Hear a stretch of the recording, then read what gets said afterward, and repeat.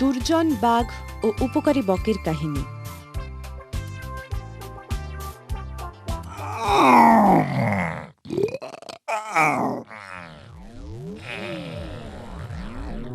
আজকের খাবার ছোটর উপর খারাপ হবে না। অনেক দিন পর মধ্যাহ্ন ভোজে মাছ, খারাপ কি? এবার দেখি রান্নাটা হলো কিনা।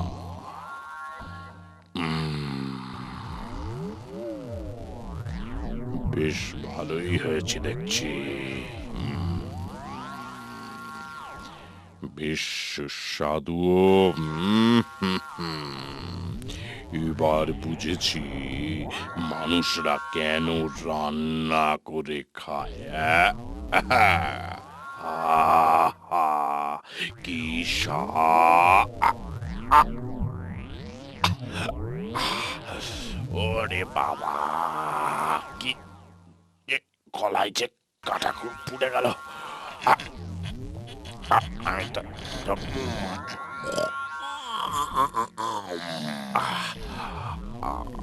আমি তো ঢোক গিলতে পারছি না। বড় যন্ত্রণা।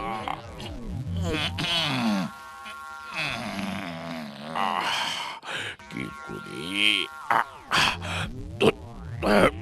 কাঁটাটা যে নাগালেই পাচ্ছি না।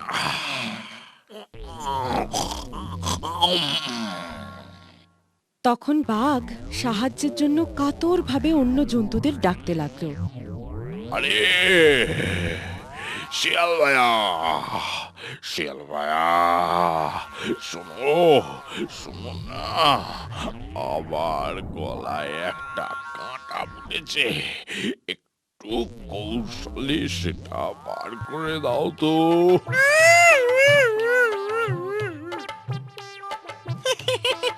আপনি যে কি বলেন বাঘ মামা, কাঁটা বার করতে গিয়ে প্রাণটা বার করি পালাই বাবা। এই এই এই এই কাক, কেমন আছো?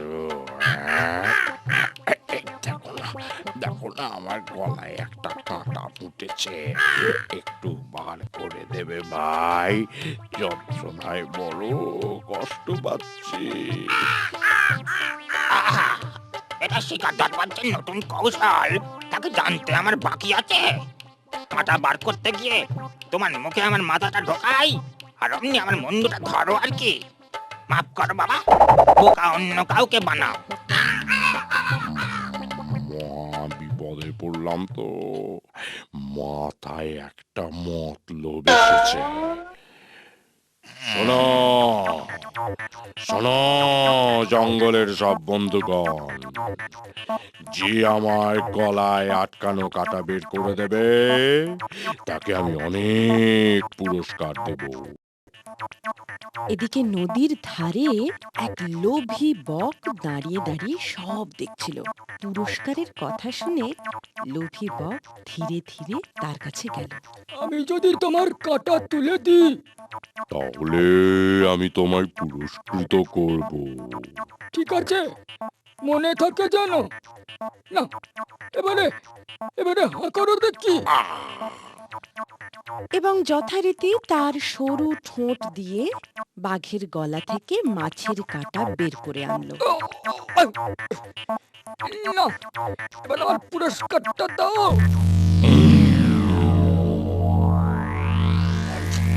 এই হলো, এই হলো তোমার উপযুক্ত পুরস্কার।